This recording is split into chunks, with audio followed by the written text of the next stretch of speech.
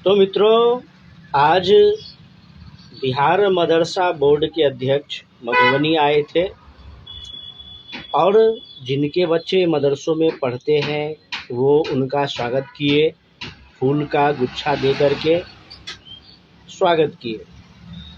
तो आखिर बिहार में मदरसा बोर्ड की आवश्यकता ही क्या है?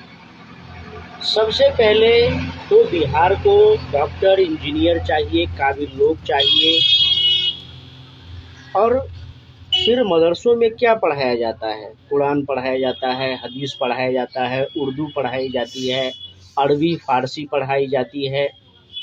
इस भारत देश में जहाँ राष्ट्रभाषा हिंदी है, लोग हिंदी पढ़ते हैं, अंग्रेजी भी पढ़ते हैं, तो किसी विदेशी शिक्षा के लिए उर्दू तो भारतीय है नहीं, अरबी कोई पढ़ता है, तो उसके लिए एक बोर्ड बनाने की क्या आवश्यकता है और उसको फंडिंग देने की क्या आवश्यकता है?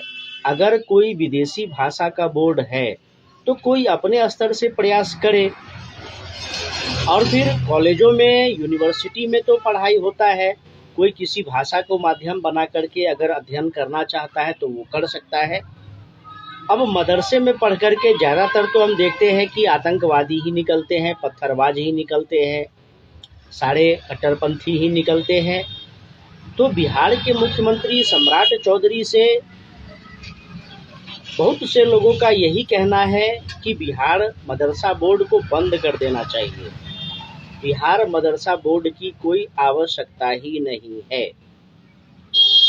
सामान्य स्कूल है, बच्चे सामान्य स्कूलों में पढ़ते हैं, सामान्य स्कूलों में हर चीज़ की शिक्षा दी जाती है, वहाँ लोग अच्छे संस्कार सीखते हैं। सामान्य स्कूलों में पढ़ते हैं बच्चे तो वहाँ से डॉक्टर, इंजीनियर, टीचर, साइंटिस्ट बनते हैं, ऑफिसर बनते हैं, प्राइवेट नौकरी करते हैं। लेकिन प्रायः यही देखा जाता है कि मदरसों से पढ़ने वाले लोग कट्टरपंथी स्वभाव के होते हैं और बाद में वह पत्थरबाजी ही करते हैं। और फिर मदरसों की पढ़ाई भारतीय सभ्यता संस्कृति के लिए उसका कोई योगदान नहीं है। मदरसों की पढ़ाई की जो व्यवस्था है उसमें जो सिखाया जाता है, पढ़ाया जाता है, भारतीय सभ्यता संस्कृति से उसका कोई लेना देना नहीं होता है, राष्ट्रीयता से उसका कोई लेना देना नहीं होता है। क्यों? क्योंकि उर्दू पढ़ाई जाती है, अरबी पढ़ाई जाती है। उर्दू भारत की भाषा है नहीं, अरबी भारत की भाषा है नहीं। कुरान पढ़ाया जाता है, हदीस पढ़ाया जाता है। यह सब विदेशी मतपंथ है। और जब यह सब विदेशी मतपंथ है तो कोई विदेशी संगठन अपने स्तर से कोई कार्य करता है तो वो उसकी निजी बात है, लेकिन सरकार मदरसा बोर्ड बनाती है, उसको फंडिंग देती है, उसके लिए व्यवस्थाएं करती है। और फिर वह चलता कैसे है? वह चलता है बहुसंख्यक हिंदुओं के टैक्स के पैसे से।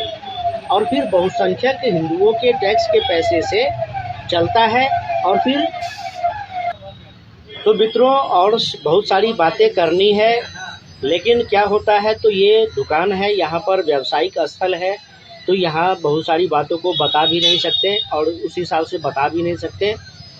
तो बस आप सभी मित्रों से यही कहना है कि आप लोग मेरा वीडियो देखते हैं तो कृपया करके लाइक करें, कमेंट करें, शेयर तो अवश्य करें। और मैं प्रयास में हूँ कि एक अच्छा सा जगह बना करके वहाँ से मित्रों के साथ जुड़े फेसबुक के माध्यम से। और यही कहेंगे कि बिहार में क्या पूरे देश में मदरसा बोर्ड की कोई आवश्यकता ही नहीं है, मदरसा शिक्षा की कोई आवश्यकता ही नहीं है। सबको पता है कि वहाँ से कैसे लोग निकलते हैं, वहाँ क्या पढ़ाया जाता है, उसकी कोई उपयोगिता नहीं है इस देश में, वहाँ उसकी यहाँ पर कोई उपयोगिता नहीं है। इसलिए सम्राट चौधरी से यही कहेंगे कि आप इस बात पर ध्यान दीजिए और मदरसा बोर्ड की बहुत आवश्यकता नहीं है, इस पर ध्यान दिया जाना चाहिए। और सामान्य स्कूलों में पढ़ते हैं बच्चे तो उनको वहाँ बेहतर शिक्षा मिलती है, अच्छी शिक्षा मिलती है, अच्छे संस्कार मिलते हैं। और यही सब बातें हैं मित्रों। तो आप लोग वीडियो को शेयर कीजिए, अधिक से अधिक लाइक कीजिए, कमेंट करके भी आप बताइए कि बिहार में मदरसा बोर्ड बंद होना चाहिए या नहीं, और इसके बाद फिर आगे चर्चा जारी रखेंगे दूसरे वीडियो में।